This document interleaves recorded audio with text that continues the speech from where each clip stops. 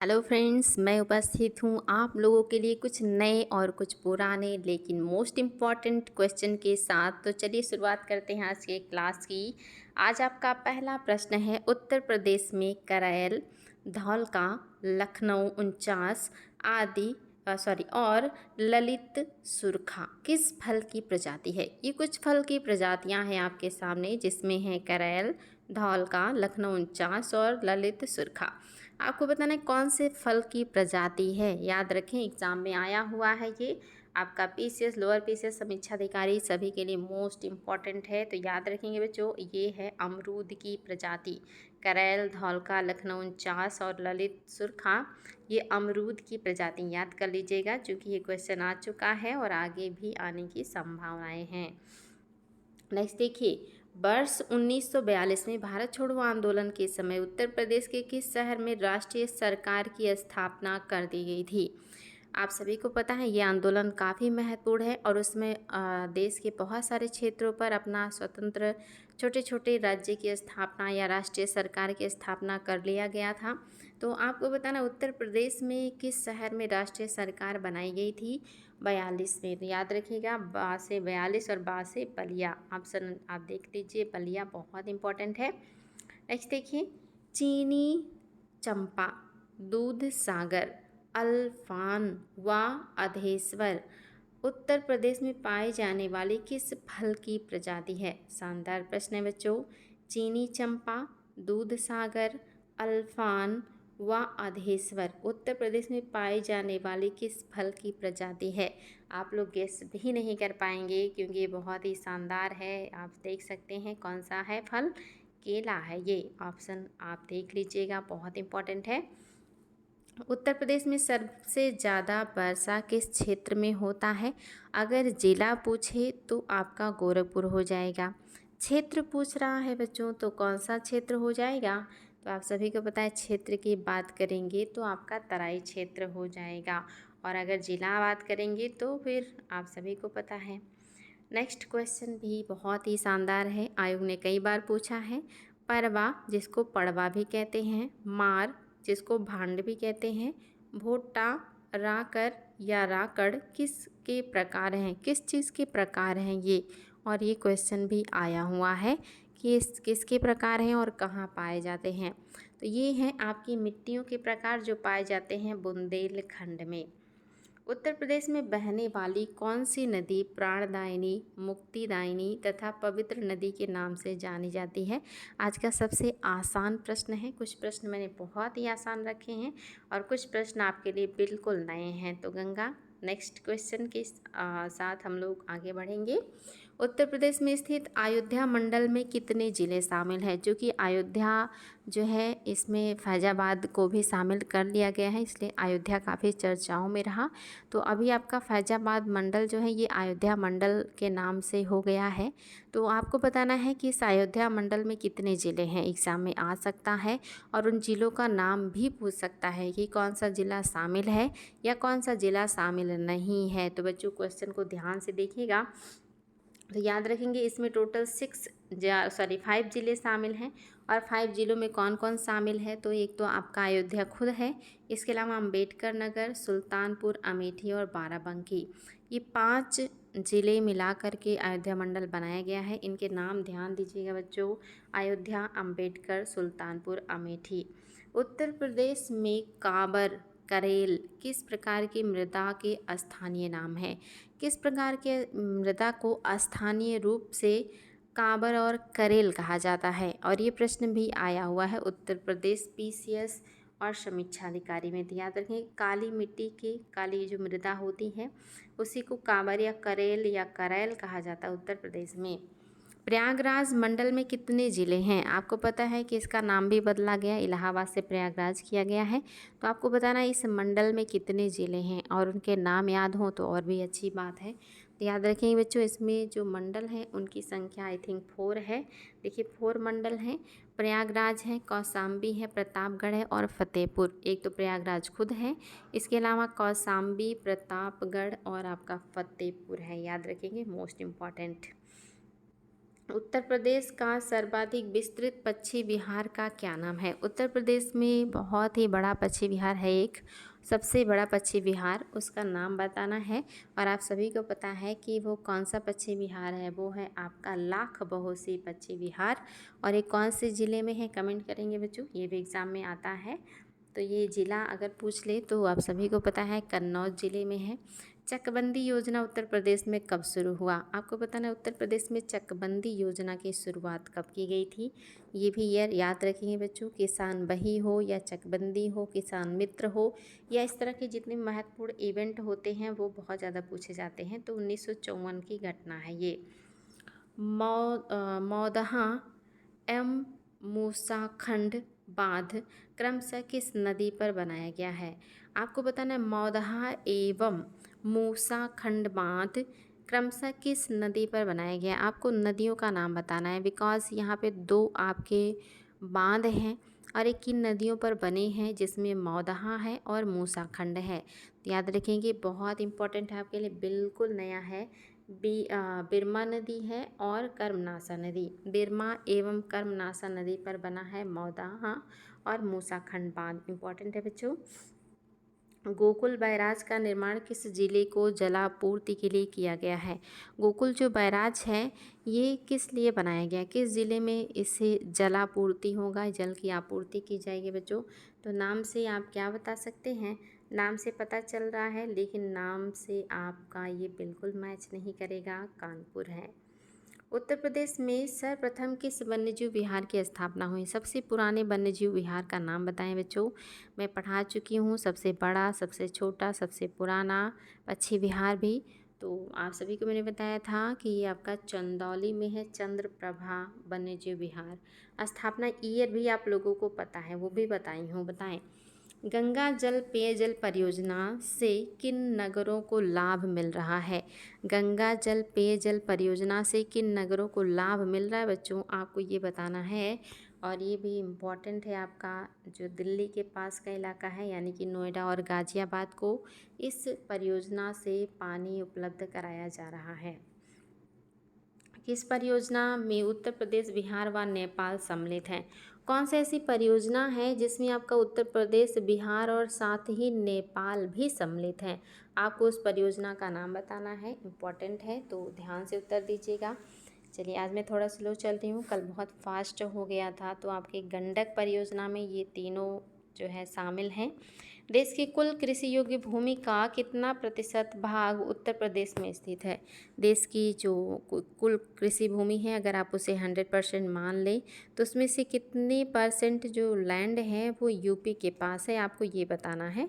और ये भी मोस्ट इम्पॉर्टेंट है और आप सभी को पता हो, 20% है आपकी यूपी में अकेले। वर्तमान में उत्तर प्रदेश में 11 वन्यजीव विहार हैं, 14 पक्षी विहार हैं, 2 प्राणी उद्यान हैं, 1 राष्ट्रीय उद्यान है।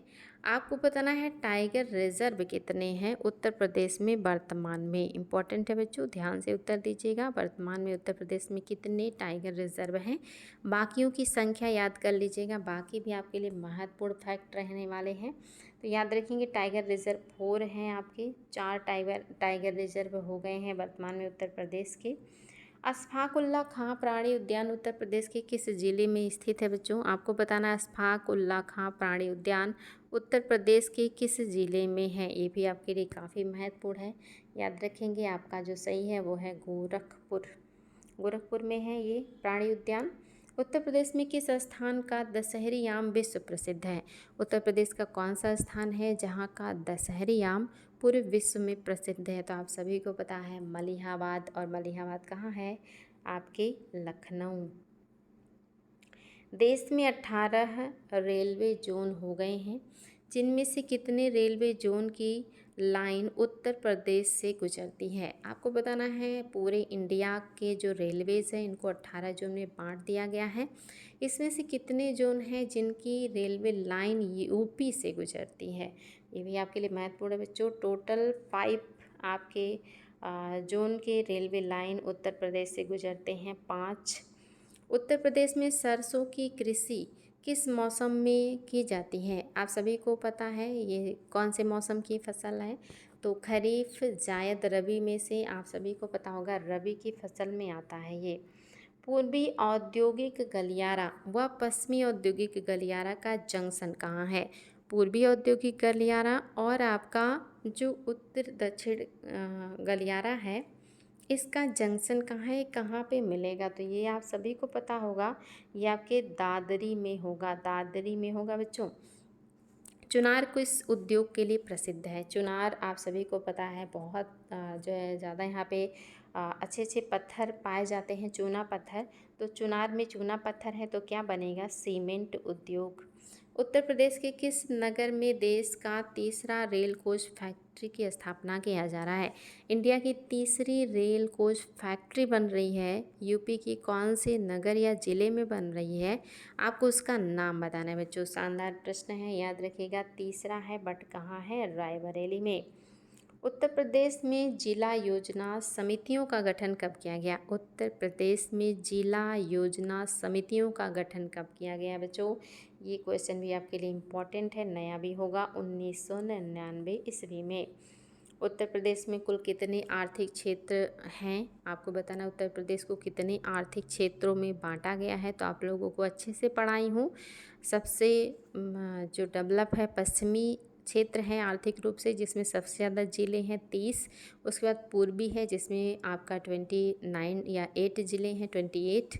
और बीच में मध्य में 10 हैं, बुंदेलखंड में 8 हैं। सब डिटेल में पढ़ा चुकी हूँ आप लोगों को।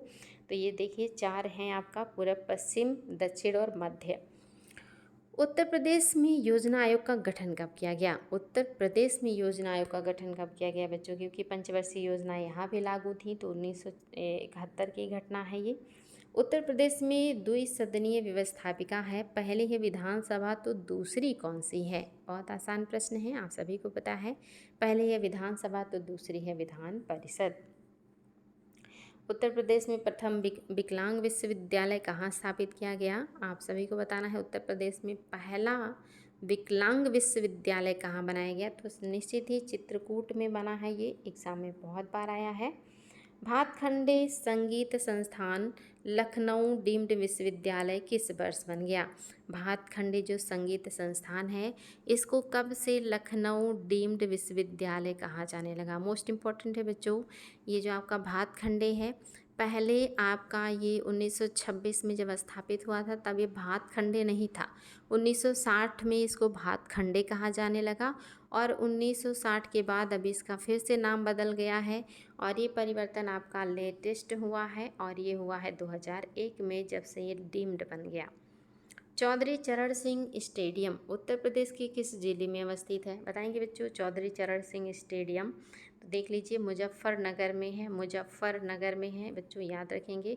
उत्तर प्रदेश में यूपीडा की स्थापना 2007 में, सीडा की स्थापना 1989 में, लीडा की स्थापना 2005 में, और उत्तर प्रदेश में ईडा की स्थापना कब किया गया है? ये सारे औद्योगिक क्षेत्र हैं, इनका फुल फॉर्म आप लोग देख लीजिएगा। जैसे आपका पहला जो है मतलब यहाँ पे यूपीडा 2007 में बना है।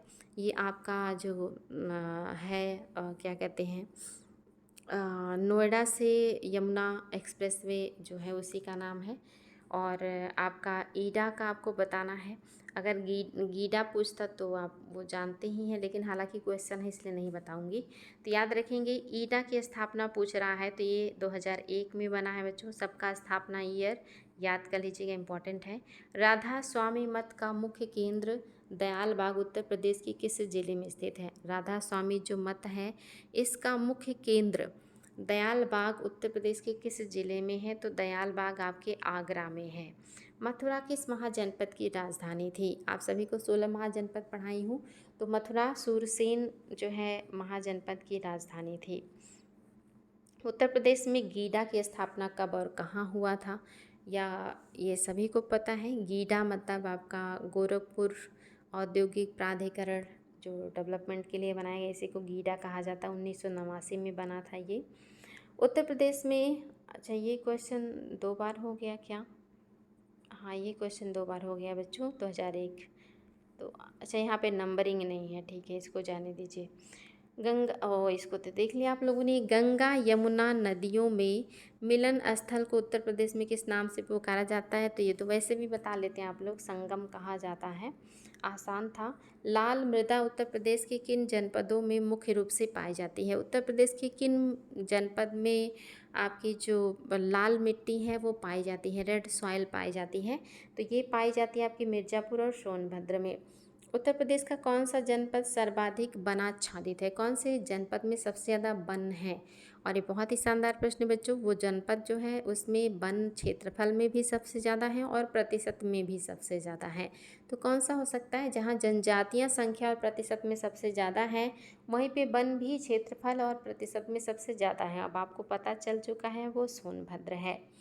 उत्तर प्रदेश में यूरेनियम किस जिले में पाया जाता है? रिपीटेड प्रश्न है, बिल्कुल बिना ऑप्शन बता लेंगे। यूरेनियम ललितपुर में पाया जाता है। उत्तर प्रदेश में विद्युत नियामक आयोग का गठन कब किया गया? विद्युत नियामक आयोग का गठन कब किया गया? यूपी में, ये बताना है बच्चों। तो ये भी याद रखिएगा, 1998 में। उत्तर प्रदेश किस फसल का भारत में अग्रणी उत्पादक है? ये तो बहुत आसान है, कई फसलें हैं जो यूपी में होती हैं, गेहूँ गन्ना खास करके। उत्तर प्रदेश में दिया सलाई उद्योग का प्रमुख केंद्र कौन सा है? तो दिया सलाई से हम क्या करते हैं, जलाते हैं या बारते हैं। तो बारेंगे तो क्या होगा, बरेली। उत्तर प्रदेश में विकेंद्रित नियोजन प्रणाली कब शुरू की गई थी? उत्तर प्रदेश में विकेंद्रित नियोजन प्रणाली कब शुरू की गई है बच्चों? याद रखेंगे, विकेंद्रित नियोजन प्रणाली की शुरुआत 1982-83 में हुआ है। उत्तर प्रदेश का प्रसिद्ध दुधवा नेशनल पार्क किस जिले में है? किस जिले में है दुधवा नेशनल पार्क, जो कि आपका एकमात्र राष्ट्रीय उद्यान है यूपी का? याद रखेंगे, लखीमपुर खीरी में है। बागों का शहर नाम से उत्तर प्रदेश का कौन सा प्रसिद्ध नगर या शहर जाना जाता है? तो आपका बाग, चार बाग और बहुत सारे बाग लखनऊ में है। बिरहा पूर्वांचल, रसिया, ब्रज, आल्हा, बुंदेलखंड आदि किस परंपरा से हैं? आपको बताना है, बिरहा जो कि पूर्वांचल का है, रसिया जो कि ब्रज का है, आल्हा जो कि बुंदेलखंड का है। ये सब किस परंपरा से जुड़े हुए हैं? मतलब ये संगीत है, नृत्य हैं या कुछ और हैं? तो आप सभी को पता है क्या है, आपके लोकगीत हैं। उत्तर प्रदेश की सबसे बड़ी नक्षत्रशाला कौन सी है? उत्तर प्रदेश की सबसे बड़ी नक्षत्रशाला, और ये आप सभी को पता होगा, जो कि गोरखपुर नक्षत्रशाला। एक इलाहाबाद में भी है बच्चों, लेकिन उससे भी बड़ा आपके गोरखपुर का नक्षत्रशाला है। उत्तर प्रदेश का सर्वाधिक प्राचीन संग्रहालय कहाँ स्थित है? सबसे प्राचीन संग्रहालय कहाँ है बच्चों? ये है आपके वाराणसी, अच्छा नहीं, संग्रहालय पूछ रहा है, पुरातत्व विभाग में बता रही हूँ, जो कि वाराणसी में है। तो उत्तर प्रदेश का सबसे ज़्यादा प्राचीन जो संग्रहालय है ये लखनऊ में है बच्चों, याद रखिएगा। ब्रिटिश सरकार के शासनकाल में उत्तर प्रदेश की ग्रीष्मकालीन राजधानी किस नगर में होती थी? उत्तर प्रदेश की पूछ रहे हैं बेटे, इंडिया की नहीं पूछ रहा है। इंडिया का पूछता तो शिमला होती थी उनकी ग्रीष्मकालीन, क्योंकि अंग्रेज ठंडे क्षेत्रों से थे, उनको गर्मी में दिक्कत होती थी तो शिमला को मुख्यालय बना देते थे। लेकिन यूपी भी आपका तब बहुत बड़ा था, यानी कि उत्तराखंड तब यूपी से अलग नहीं हुआ था। अगर उत्तराखंड रहा होगा तो कौन से क्षेत्र को बनाएंगे? तो निश्चित ही ऊपर के क्षेत्र को बनाएंगे, जैसे नैनीताल वगैरह। नेक्स्ट देखिए, उत्तर प्रदेश का वर्तमान स्वरूप किस दिन अस्तित्व में आया? यानी कि कब हम, जो वर्तमान यूपी दिखता है ये कब बना है, इस स्वरूप में कब आया? तो आप सभी को पता है 9 नवंबर 2000 की घटना है ये, 2001-2000। उत्तर प्रदेश का राज्याध्यक्ष राज्यपाल कहलाता है, इसकी नियुक्ति कौन करता है? तो सभी को पता है, राष्ट्रपति ही करेंगे। उत्तर प्रदेश का प्रमुख घड़ा नृत्य किस क्षेत्र का है? बताएंगे शॉर्ट वीडियो में। घड़ा नृत्य, घोड़ा नृत्य, नटवरी नृत्य, कठघोड़वा, पता नहीं क्या क्या सब पढ़ाई हूँ आप लोगों को। तो आप सभी को पता है कि घड़ा नृत्य कहाँ का है? ब्रज क्षेत्र का है, जहाँ पे महिलाएं सर के ऊपर बहुत सारे एक के बाद एक घड़े रखते हैं और फिर वहाँ पे डांस करते हैं। घोड़ा नृत्य पूछता तो बुंदेलखंड का हो जाता, घड़ा पूछेगा तो आपके ब्रज क्षेत्र का हो जाएगा, याद रखेंगे। उत्तर प्रदेश का बृहत्तम उद्योग कौन सा है? सबसे बड़ा उद्योग उत्तर प्रदेश का कौन सा है? ये भी रिपीटेड प्रश्न आप सभी को पता है, जो हाथ से चलाया जाता है, हथकरघा। चावल उत्पादन की दृष्टि से उत्तर प्रदेश का संपूर्ण देश में कौन सा स्थान है? तो रट गया होगा आपको, पश्चिम बंगाल फर्स्ट है, यूपी सेकंड है। उत्तर प्रदेश किस नवपाषाणिक पुरास्थल से धान की खेती के साक्ष्य मिले हैं? उत्तर प्रदेश में कौन सा ऐसा नवपाषाणिक स्थल मिला है जहाँ से धान की खेती के साक्ष्य मिले हैं? तो आप सभी को पता है यहाँ से क्या मिला है, कोलडिहवा मिला है, कोलडिहवा। और लाहुरा देवा तो संत कबीर नगर का है तो वो माना नहीं जाएगा, कोलडिहवा मिला है बच्चों। वर्ष 1925 में भारतीय राष्ट्रीय कांग्रेस का अधिवेशन उत्तर प्रदेश में कहाँ हुआ था? तो 1925 का अधिवेशन जिसमें गांधी जी अध्यक्षता किए थे। और आप सभी को पता है कि गांधी जी ने 24 में गांधी जी ने किया था, 25 में किया था नायडू जी ने। तो अच्छा है, नायडू जी का आप सभी को याद होगा कि कौन से प्लेस पे नायडू जी ने किया था अध्यक्षता, तो कानपुर में किया था। और गांधी जी ने 24 में किया था बेलगाम, जो कि कर्नाटका में है। वर्षा के वितरण के आधार पर उत्तर प्रदेश को कितने जलवायु विभागों में विभाजित किया गया है? वर्षा के आधार पे, यानी कि उत्तम, मध्यम और निम्न, इस तरह से कितने विभागों में बांटा गया है उत्तर प्रदेश को? तो 2 विभागों में बांटा गया है बच्चों, वर्षा के आधार पे। प्रदेश का कौन सा जिला अवनालिका पर्यटन से बहुत ज़्यादा जो है प्रभावित है?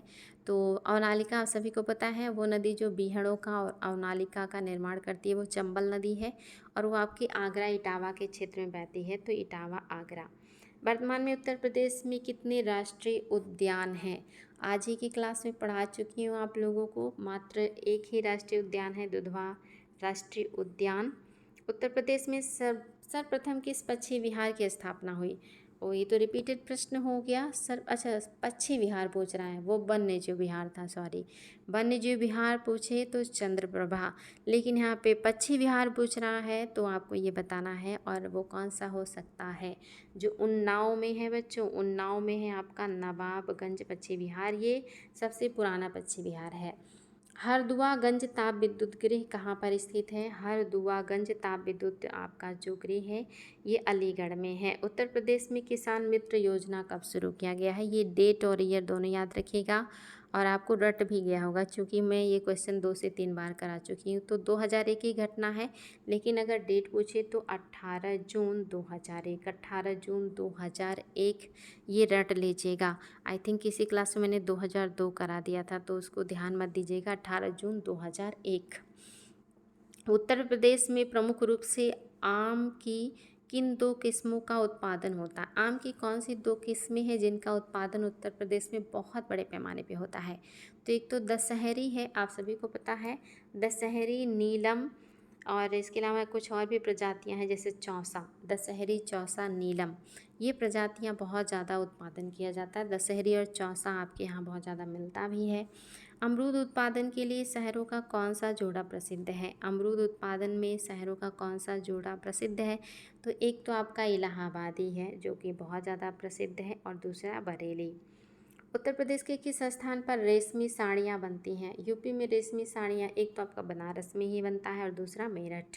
तो बनारस ऑप्शन में ना हो तो मेरठ, क्योंकि बनारस की बनारसी साड़ियाँ सिल्क की ही होती हैं। तो चूँकि बनारस ऑप्शन में हमेशा नहीं मिलेगा तो मेरठ को भी सही करेंगे। उत्तर प्रदेश में राज्य स्तरीय खेल का आयोजन प्रथम बार कब किया गया? कब उत्तर प्रदेश में राज्य स्तरीय, यानी कि राज्य सरकार के द्वारा स्वयं खेल का आयोजन किया गया था बच्चों? तो ये ईयर भी याद रखिएगा, 2005-06 में ऐसा पहली बार हुआ। उत्तर प्रदेश में देश के 18 रेलवे मुख्यालय में से कितने स्थित हैं? आपको रेलवे मुख्यालय बताना ही बच्चों। तो एक तो आप सभी को याद होगा उत्तर मध्य रेलवे का, वो आपका इलाहाबाद में है, और एक आपका गोरखपुर में है। तो 2 आपके मुख्यालय हैं यूपी में। उत्तर प्रदेश से आरंभ होने वाला सबसे लंबा राष्ट्रीय राजमार्ग संख्या कौन सा है? यूपी से शुरुआत होती है उस राष्ट्रीय राजमार्ग की, और उसकी लंबाई बहुत ज़्यादा है, उसका नाम बताना है। यूपी से शुरू होता है बच्चों, ये कह रहा है, ये मत सोचिएगा NH2 यूपी से शुरू हो रहा है, यानी कि शुरू होकर कहीं और जा रहा है। तो NH7 उसका नाम अब हालांकि बदल गया है। लखनऊ योजना किस विकास से संबंधित है? ये क्वेश्चन कई बार आया है। लखनऊ योजना कौन से चीज़ के विकास के लिए लाया गया था? तो ये सड़कों के विकास के लिए लाया गया था।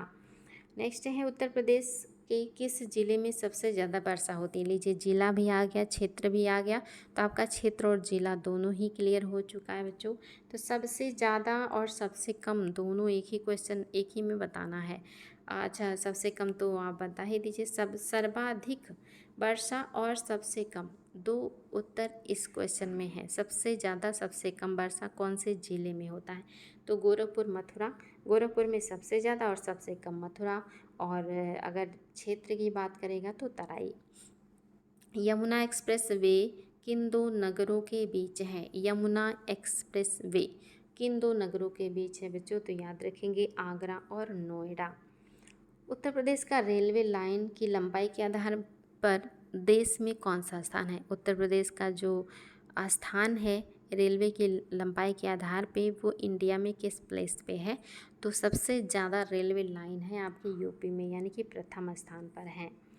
दूसरा, राज्य को संविधान द्वारा प्रदत्त सभी शक्तियों को प्रयोग करने एवं कार्य कराने का अधिकार किसे प्राप्त है?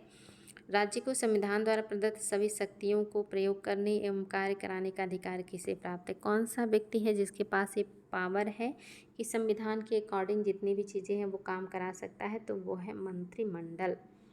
राष्ट्रीय राजमार्गों की लंबाई के आधार पर यूपी का स्थान कौन सा है देश में, यानी कि इंडिया में सबसे जो है ज़्यादा राष्ट्रीय राजमार्गों की संख्या कौन से, या मतलब जो लंबाई है कौन से राज्य में है, या कहिए कि राष्ट्रीय राजमार्ग की जो लंबाई है उसके आधार पे यूपी का कौन सा स्थान है?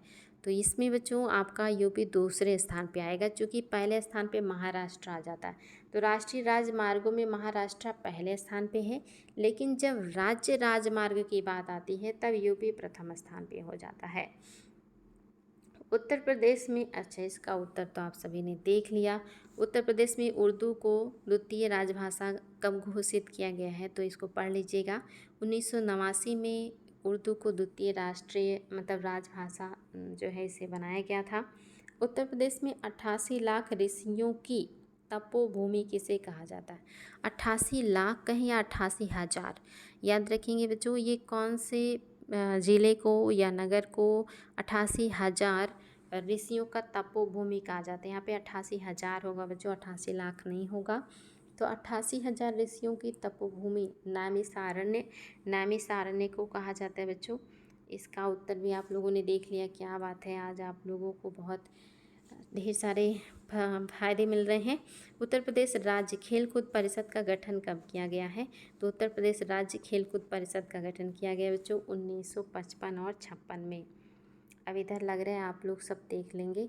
उत्तर प्रदेश में जैन एवं बौद्ध दोनों धर्मों के लिए प्रसिद्ध तीर्थ स्थल कौन सा है? तो ये आप लोग को पता भी है, आप लोग नहीं भी देखते तो बता लेते हैं, क्योंकि ये मैं आपको हिस्ट्री में भी सॉल्व कराई थी कि उत्तर प्रदेश में जैन और बौद्ध दोनों के लिए जो पवित्र स्थल है वो आपका कौशाम्बी है। और आज आपका आखिरी प्रश्न है, उत्तर प्रदेश में परमाणु विद्युत केंद्र कितने हैं? उत्तर प्रदेश में कितने परमाणु विद्युत केंद्र हैं बच्चों? आप सभी को पता है उत्तर प्रदेश में मात्र एक ही आपका परमाणु विद्युत केंद्र है और वो है आपका नरौरा। तो ये थे आज के नए पुराने मिलाकर के 80 इम्पॉर्टेंट प्रश्न। जो आप लोग कमेंट बॉक्स में लिखा करें। लाइव चैट में लिखते हैं तो कमेंट गायब हो जाता है और मैं उसे बाद में पढ़ नहीं पाती हूँ और ना ही आप लोगों को कोई रिप्लाई दे पाती हूँ। तो कमेंट बॉक्स में कमेंट लिखें। क्लास अच्छा लगे तो लाइक शेयर ज़रूर करें। आज के लिए इतना ही। Thank you.